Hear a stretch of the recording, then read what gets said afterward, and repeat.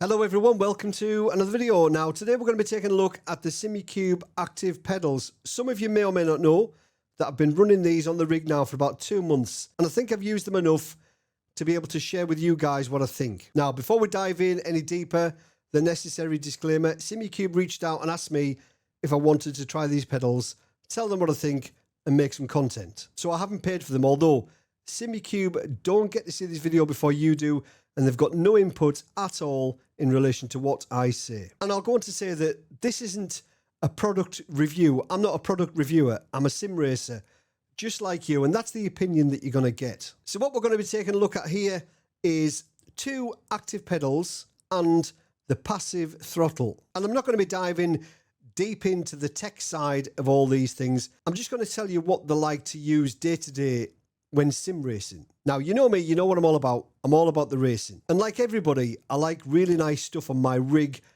but I don't always have to have the most expensive things on my rig. I want whatever works the best. So just because these cost far more than any other pedals that I've ever used, it doesn't mean to say that I would choose these over something else. Now, I was going to do this video off the rig, look at the pedals sat in front of me when I talk, but most of what we're going to talk about involves looking at the software. So I thought it's probably wise just to do it from the rig. So there's going to be no fancy B-roll. We're just going to get straight into the nuts and bolts. Now, you may have seen my unboxing video that I did of these pedals. I'll link it up in the top corner. So these come absolutely beautifully packaged in their own little carry case. If you haven't seen it, go and watch that video. You'll see exactly how these pedals are packaged and delivered to you. So as I mentioned, we're looking at the passive throttle, an active brake pedal, and the active brake pedal add-on, and I'm also running the Simucube base plate. Now, one thing to put out there straight away, these pedals are absolutely huge. I think each active pedal is about 40 centimeters long, and the Simucube base plate is much longer than that. So you need to bear that in mind when putting this on your rig. I used to have my rig in a completely different place in the room, but because I had to pull my rig away from the wall to fit everything in, I had to move the rig. That's quite specific to me, just with my layout in this room, but there was no room for it where my rig used to be. So you just need to bear that in mind. Where your rig is, see if it'll fit. I've probably added 30, 40 centimeters length to my sim rig. So when I look at new products, there are only really 4 things that I'm interested in as a consumer. I look at things as if I'm going to buy them with my own money. Firstly, how does it look? Because if it doesn't look right in the first place, I'm not going to buy it. Secondly, what's the build quality like? Thirdly, how does it perform? And finally, is it value for money? As a consumer, those are the 4 things that tickle my fancy. So the first 2 are actually really easy. How does it look? I think they look absolutely fantastic, like no other pedal set on the market right now. I think Simucube have absolutely nailed the design. It's obviously in line with the Simucube branding with the colours with the orange and black, but I think it looks phenomenal. And even though the passive pedal is a completely different pedal design to the active pedal, I think they've matched it up really well and kept a lot of the design principles in line. So with the passive pedal added to the active pedals, I think it looks brilliant. Build quality is absolutely off the scale, as you would expect for a product that costs what these do. They arrived absolutely unblemished and have worked absolutely flawlessly. Nothing's loose, everything's tight, everything's worked as it should. Now, onto performance, where things get a little bit more interesting. Now, even though you're buying a pedal set, the Simucube Active Pedal set, in my opinion, the selling point of this pedal set is you're actually buying any pedal set you want. All of the adjustment on the active pedals is done in the software. Now, I tried these pedals at the Sim Racing Expo a couple of years ago on the Simucube test rigs, but it's not until you get them home and start tinkering that you realize what you can actually do. Now, I assume you know what the active pedals are if you're watching this video, but if you don't, the active pedals have a direct drive motor within the pedal, which means that you can get force feedback through the pedal like you would get through a direct drive wheelbase. And because of that direct drive motor means that you can make all different kinds of adjustments to the pedals with the software. So let's jump into the software now and I'll show you exactly what I mean. So this is the active pedal software. So even if you've got a Simucube wheelbase, you will have to run this piece of software separately. It doesn't run using the same piece of software that the Simucube wheelbases use. So this is completely separate. And at the moment now, all of these pedals are at rest. I haven't activated them within the software. So if I click on Start Devices in the top left there, you will see the pedals start to move. And that's the pedals now in position. So we've got the passive throttle, we've got the active brake pedal, and this is the active brake pedal add-on, which is set up as a clutch. So this is the Simucube tuner software for the pedals. And I've just set up a generic profile. We can have a tinker and I'll show you what it can do. So I have the passive throttle on the rig now. So you can see there, it's completely linear, but you can change it to logarithmic curves, whatever you want, squared curves. You can just pull these, move them, do whatever you want, and you'll have a weird throttle input. But obviously we're using the passive throttle, so I want that to be completely linear. This is the brake pedal here now. You can see it's completely linear. So on the right-hand side there, you can see the curve maximum force. So that's the force I need to press to get to 100%, which is 87.5 kilos. If I wanted to make life a little bit easier, I could drop that down and straight away, really easy, I can get up to 100%. Dead straightforward. So we'll move that back up to about 84 kilos. And on here, on the bottom, we've got pedal position. That's your pedal travel. So at the moment, we've got 35 millimeters of pedal travel. If I wanted less, I can just move it over. Say if I wanted 15 millimeters of pedal travel, you can see there, I can get the same pressure, but the pedal's hardly moving. Or we can move it the other way. And you can see there, we've got loads and loads of pedal travel now. Way too much for me. So around about 30, 40 millimeters is plenty. And on here, you can actually drag this down as well if you wanted to hit the braking threshold a little bit earlier. So on the left-hand side, we've got the preload for the brake. So some of us sometimes rest our foot on the pedal before we actually start braking. So you can adjust the preload. That's just your lower dead zone. If you didn't have any, as soon as I touch the pedal there really lightly, you can see it's registering an input. So you would just put your foot on the pedal and just move that until you don't have any input. If you actually wanted to change the pedal position at rest, you click on Configure, and we can actually move this pedal here all by itself. So if we wanted to start it there, so if your pedal deck was at a little bit of an incline, then you can tilt the face of the pedal back just so it was still vertical for you. But I have mine all the way vertical there, like so, or you can have it all the way back. You can hardly touch the pedal there. Get that all the way right back forward. Then you can select which type of pedal you're actually using. We're obviously using the brake. So we'll move down there. So simulate input mapping. I have a completely linear curve on the input mapping. That determines how the simulator sees that pedal curve. I have mine completely linear. And we'll go down to effects now. I ran these pedals for a while without any effects on, just to get used to the pedals and how they felt. I didn't want to be distracted by the feedback that was given to me by the pedals. So here you can see we've got motor vibration. I'll talk about that in a little while. We've got traction control, we've got ABS, and we've got G-force. Now, the only one I really use, or two I really use, ABS for cars with ABS, obviously, and I use the motor vibration for cars that don't have ABS. I'll explain why. So here, we've got the frequency of the pulses that you're going to find. So the lower the frequency, the more spaced out the pulses are going to be, the intensity and the smoothness. So I'll test that for you now. So we click on test. And if I brake, you might see the pedal starting to vibrate there. We'll turn up the intensity a bit. You can turn that up a bit more.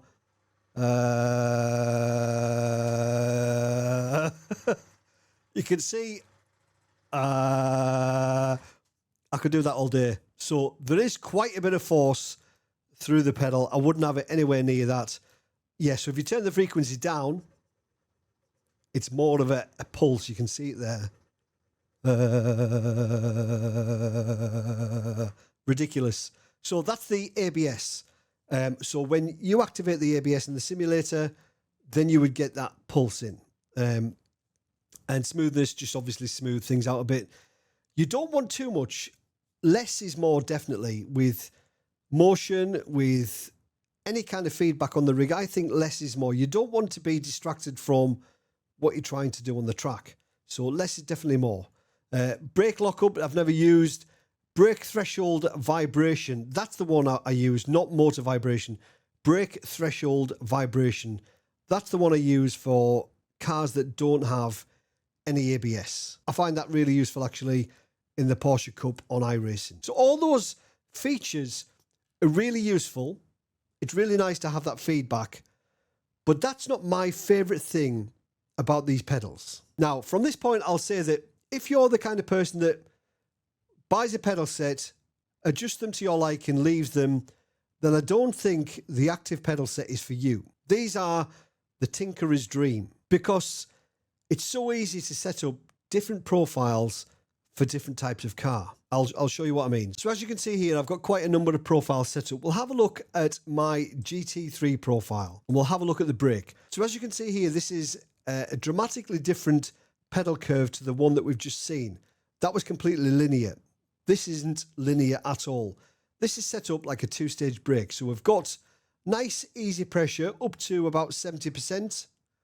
And then there's a definite step up, and then it levels off if we need to squeeze the pedal for a little bit of extra braking. And you can see there, 73 kilos on the right-hand side pedal force. I could probably increase that a little bit, actually. So when I brake, yeah, I'm around about 82%, early 80s. Every time I brake with the pedal, I'm going to be hitting that non-ABS zone, which is what you want on iRacing, which is the sim that I usually race on. Pedal travel there, 27 millimeters, so a little bit shorter than the pedal travel that we were just looking at with the test curve. And then we can just use this braking up to about 50%. It's really nice and light. Now, if we go down to the ABS, you can see intensity, 20%. And it's only a very, very slight, subtle rumble of the pedal. And as soon as you feel that, you can just back off the ABS slightly. And that's the only effect that I have on there. Now, if we compare that to my LMP2 profile, you can see that is completely different. So I've got really light pressure up to, well, the very end stop, really. Because with the LMP2, you find high downforce, the heavy braking zones, you want to be getting on that brake as hard as you possibly can. And you can see there's nothing. It's like really nice and light, 19.5 millimeters of pedal travel, really nice and light until I need to hit that brake hard. And when I do hit that brake hard, I can squeeze it if I want to get up to 100%. But that's a perfect brake for me for an LMP2. A little bit of damping. And then we've got brake threshold vibration. I'll talk about this now. So with the ABS effect, when you trigger the ABS, you get the feedback. So with cars that don't have ABS, you don't know where you are with regards to locking the front tyres. But I've set mine to 85%. When I hit 85% braking, I will get a rumble through the pedal. So in the simulator, when I'm up to 85%, my pedal will rumble. I'm not hitting any ABS.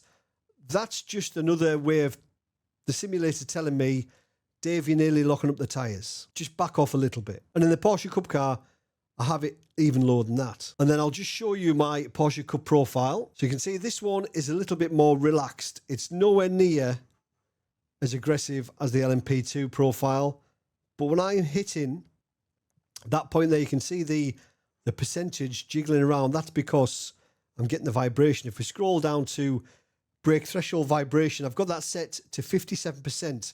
The Porsche Cup car now on iRacing, really easy to lock the tyres up. So you don't really want to be braking much more than 60% at any point. So there we go. So that's how I have mine set up. But if I need to, I can find that threshold braking and then squeeze the pedal just a little bit more if I need to. So that's where I have mine set up, and 40 millimeters of pedal travel just to give me that extra finesse on the brake pedal when coming off trail braking. That little bit more movement in the brake pedal just helps me trail brake the Porsche Cup a little bit better. So I mentioned at the beginning, when you buy the active pedal set, you're not just buying a pedal set, you're buying any pedal set that you want. For example, The rig behind me there are a set of Heusinkveld Ultimate Plus pedals on there. So if I wanted these pedals to feel like those, I can do that in literally 1 minute. So I go onto the profile and I can click on squared, and straight away that feels like the Heusinkveld Ultimate pedal. I can reduce the travel a little bit more. Maybe that's a little bit too much travel. And I can up the...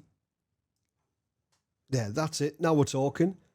So it feels like I'm pressing a stack of elastomers. Maybe we need a little bit more at the low end.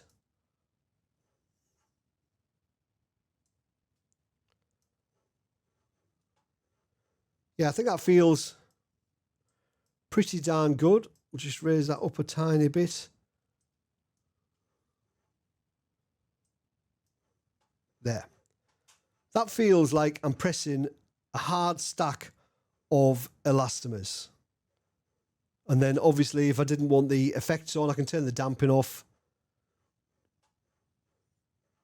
Yeah, that feels like a conventional pedal with the elastomers. Now, if I wanted to run the Acertec Invicta, then I would just drop all these down a little bit lower, like so. Grab that down there. And then I want to give myself that brick wall.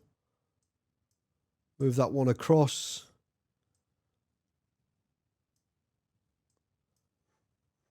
There, and I will shorten the pedal travel to around about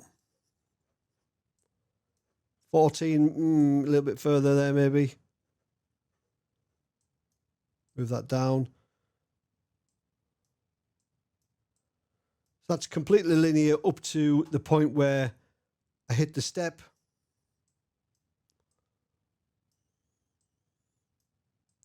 Just make that a bit more aggressive there, that step there, that brick wall.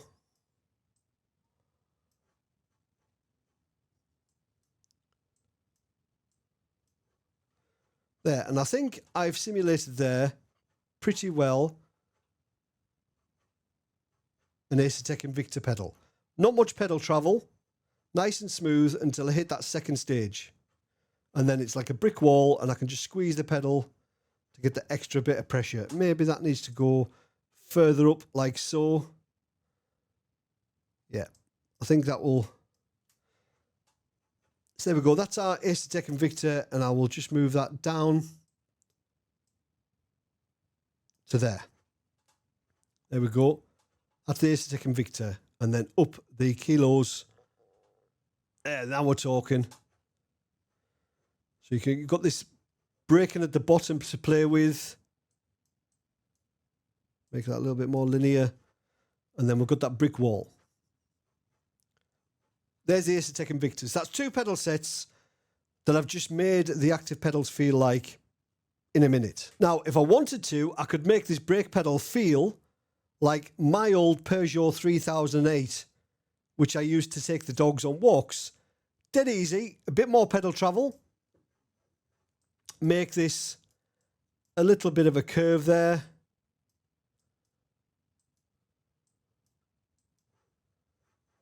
And then we're going to give it some damping so it feels like it's a bit more hydraulic. There we go. So that now feels like the brake pedal. Maybe take the pressure down, actually. There we go. That now feels like the brake on my Peugeot 3008. So even though all of the force feedback is really nice, I think the ability to create whatever pedal set you want is the selling point of the Simucube Active Pedals, and the thing that excites me about them the most. Now, we've looked at the software and we'll talk about performance, and I've got to tell you that these performed incredibly well. And I think because I could change the profiles, I think that has made me a more consistent driver. And some of you know that iRacing is my simulator of choice. And on iRacing, you have a thing called iRating, which is basically your high score. It's a number that goes up and down depending on how well you do. And my iRating is at an all-time high after using these pedals. And that's down to being so blooming consistent. I'm able to hit the brake pressure that I want all of the time. The pedal is just so smooth coming off trail brake into the apex. It's unbelievable. And I've been really fortunate enough over the last few years to own some really high-end, nice pedals. Pedals that anybody would dream of having on their rig. And these completely blow them out of the water with regards to feel, consistency, performance and smoothness. So finally, we're going to talk about price. And this is inevitably what is going to turn a lot of people off. Now, for one Simucube Active pedal, it's €2,478.76. I believe that is inclusive of VAT, but obviously if you're not in the EU, then you're going to have import duty on top of that. If you wanted to buy the Active pedal and the Active pedal add-on, it's €4,568.23. And for 3 Active pedals, it's €6,593.27. The base plate would cost you €198.40. And if you wanted to buy the passive throttle, which I'm using on the rig right now, it's €348.44. But that doesn't come with the damper that you can see on my rig. If you wanted to buy the damper, that's another €121.52. Now, would I buy all of the stuff that I've got on my rig right now? No, I wouldn't. I did some testing with the Active pedal as a throttle, and I didn't find it beneficial to me at all over the passive throttle. In fact, I think I liked the passive throttle better. And I ran the passive throttle for a while without the damper, then added the damper.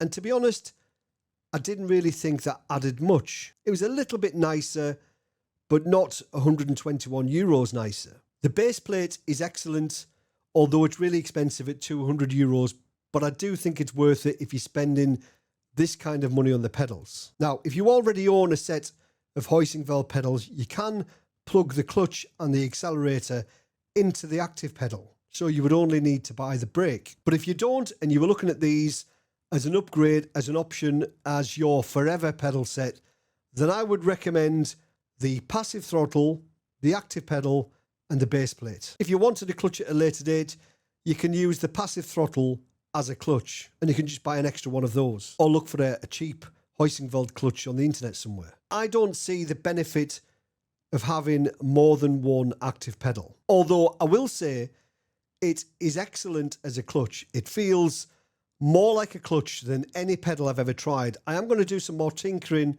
and I might make a video as to how I set the clutch up and how I get it to feel like a real clutch with regards to bite point and moving the clutch plates away from the gearbox. That might actually be quite an interesting little project, to try and get the clutch to feel as much like a clutch as I can get it to feel, but it feels better than any other clutch pedal I've ever tried. So apologies if you came here for a really techie video, because that's not what this is. Like I mentioned at the beginning, I'm a sim racer exactly the same as you, and I want the best gear that I can get on my rig, but it doesn't always have to be the most expensive. But I've got to tell you that after using these pedals for a couple of months, I would really struggle to go back to a normal pedal. I don't even know if I get to keep these. Simucube might want them back. And if they did, I would probably buy one Active pedal and use a clutch and an accelerator from another set of Hoisingveld pedals that I've got. So to summarise, looks-wise, I think they look absolutely tremendous. Brilliant. Great job, Simucube. Build quality, off the scale, as you would expect for something that costs this much. Performance-wise, absolutely faultless. My highest iRacing ever. I've been more consistent than ever. I've crashed less. I've braked better. I'm more consistent. I just don't think I've driven better than I have since I've had these pedals on. And value for money, that's obviously subjective. It depends how deep your pockets are. But if I try and think of it as buying more than one pedal set, it's a little bit easy to stomach. £2.5 near enough for one pedal is a lot of money. But if you think I can make that brake pedal feel just like a Hoisingveld Ultimate, an Acertec Invicta, a SimGrade VX Pro, a Peugeot 3008 diesel that I use for the dogs, yeah, it just seems a little bit easier to accept. But again, I know it's an extreme amount of money. But if you bought this pedal set, then genuinely, I don't think you would ever have to buy another pedal set ever again. So that's my thoughts on the Simucube Active Pedals. It is a continuing process of tinkering. It's not stopped. But loads of people have been asking, so I thought it was time I told you what I think. Now, I'll leave a link down below in the description to these pedals if you want to go and find out any more information. That's not an affiliate link. I'm not affiliated with Simucube.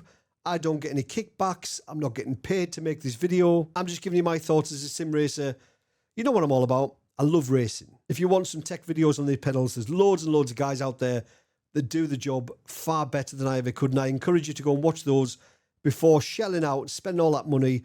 I'm just giving you my opinion from a racer's point of view. So I want to say thank you to Simucube for sending me these out to test, have a look at, make some content. There will be some more content coming up, namely on that clutch. I want to try and get that clutch feeling as good as I can get it to feel. But as always, thanks for watching. Have a great week. See you later. Cheers.